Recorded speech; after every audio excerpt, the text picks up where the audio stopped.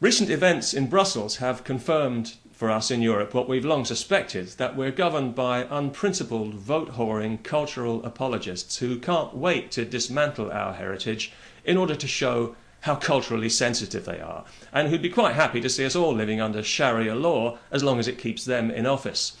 As a result, we've got a situation now in Europe, whether it's halal meat for Danish school children, or German judges quoting Sharia law, polygamy legalized in Germany now, for Muslim men only, of course, or an Italian court allowing a Muslim to brutally beat his daughter when anybody else would be imprisoned.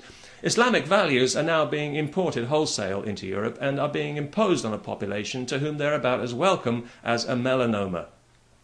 No other religion gets these privileges, and some people in Europe are so angry at this creeping Islamization of their culture that they're starting to protest against it when they're allowed to.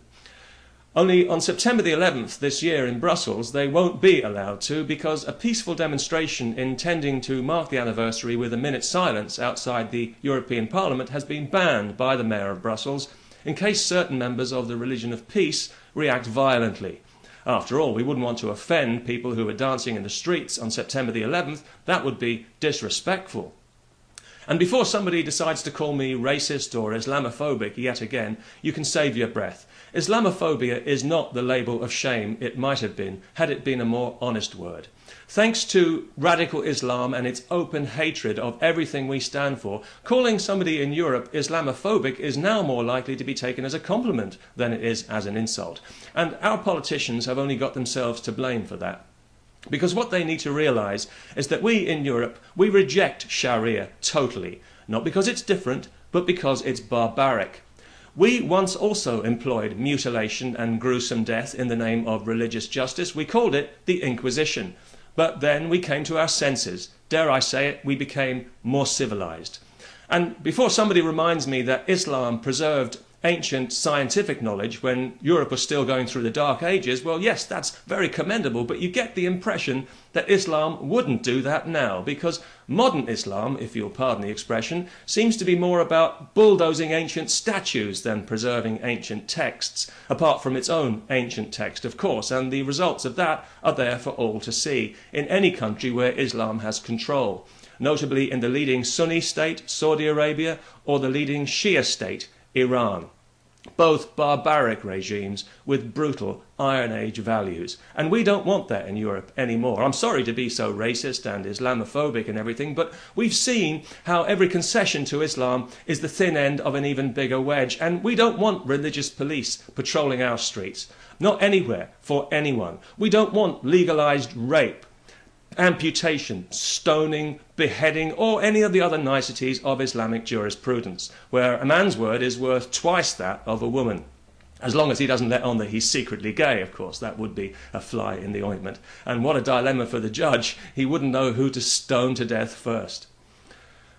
What I'd like to know from our European politicians, if they can spare a couple of seconds to step down off the gravy train, is when will it be time to stop showing respect for Islam? Will it be when they take away your wine and your beer because they disapprove of it? Would that do it for you?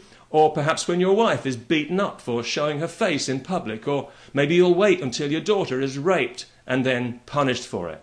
Would you show less respect then, or would you continue to be culturally sensitive and suck it up like you're sucking it up now?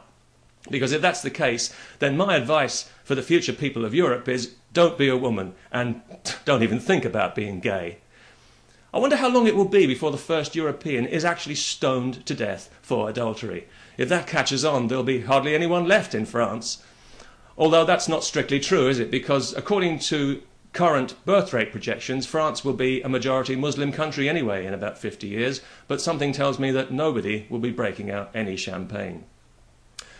Our friends in America have their critics here in Europe, as we know, but I get a lot of emails from Americans who think that Europeans are spineless, and I think they're right.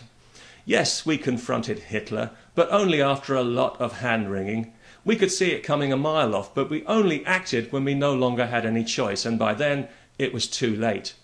To make matters worse, most people living in Europe nowadays have never actually had to fight for the freedom they enjoy, and so I think we've forgotten its true value. And this is precisely why our politicians feel that they can trade it away so cheaply for the sake of their own miserable careers. So I say cultural sensitivity be damned. Some things are more important. Peaceful protest and free speech are not negotiable, and anyone who's offended by that can damn well stay offended. Personal faith should stay personal. It has no place in other people's lives. Centuries ago, religion may have had a role to play in maintaining social order, but now it's a threat to social order. It's a threat to world peace, quite frankly, and I think its role should be seriously reassessed in all civilized countries. We need to devalue faith as a currency, especially here in Europe, if we're to survive. We need to put a stop to all religious appeasement. So let's prove the Americans wrong and show them that we do have a spine. We can set them an example of how to get the cancer of religion out of public life for good, because they could certainly use one. Peace to everyone, especially to the Mayor of Brussels and his Muslim constituents who keep him in office for the time being.